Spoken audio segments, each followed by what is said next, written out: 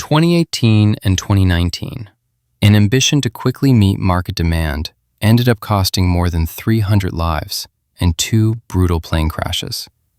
In this video, we'll talk about what was the underlying reason behind the Boeing 737 MAX getting banned worldwide. A few years ago, Boeing was competing with Airbus's A320neo, a fuel-efficient single-aisle aircraft that airlines were ordering fast. Boeing wanted a fuel-efficient upgrade of their existing 737 airplane, minimal pilot retraining, and fast certification and entry into service. The 737 MAX behaved differently because it used larger, more fuel-efficient engines than earlier 737s. Because the 737 sits low to the ground, the engines had to be mounted higher and further forward on the wing. In certain flight situations, the new engine placement could create a nose-up pitching tendency, so they came up with a software solution, MCAS, Maneuvering Characteristics Augmentation System. In simple terms, if the plane starts pointing its nose too high, MCAS gently nudges it back down. The plane has 2 AOA sensors, one on each side. They measure how steeply the plane is moving through the air. In its original design, MCAS relied on input from a single AOA sensor at a time. It did not cross-check against the other sensor. This was the first major planning failure. A safety-critical system was allowed to act on single sensor input, so the system could fight the pilots again and again if it kept thinking the nose was too high. The first crash, Lion Air Flight 610, happened on October 29, 2018. The AOA sensor on the aircraft gave bad data. MCAS repeatedly pushed the nose down. Pilots tried to counteract. The system kept re-engaging. The aircraft crashed into the Java Sea. 189 people died. On March 10, 2019, a second crash happened with Ethiopian Airlines Flight 302. Another AOA sensor failure. 157 people died.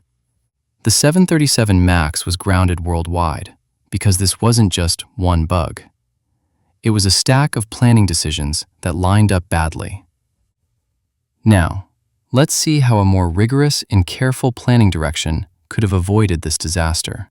Let's start by creating a new project on Artus, selecting a B2B audience, and then writing down our idea of a flight control software whose main purpose is gently nudging the airplane's nose down in rare cases.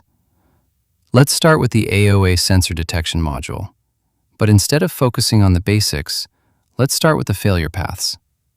I go to the analyst and ask, what if the data from the AOA sensors turns out to be wrong? What are manual control options? And instantly, the analyst gives me a list of options. The simplest option automatically switches off augmentation if sensor data is considered faulty.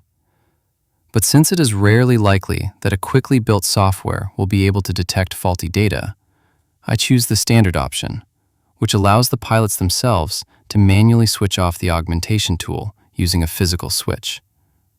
I also ask the analyst, what are the potential failure scenarios if the helper system is fully automated and only depends on data from one sensor? And its answer is exactly what went wrong with the Boeing aircrafts. In the planes that crashed, the AOA sensor kept giving bad data, even though the plane was not at risk. Pilots didn't know what to do. And even when they tried, MCAS kept actively re-engaging. There was data from only one sensor, so the software couldn't compare the data with anything else, and ended up implementing a bad system action.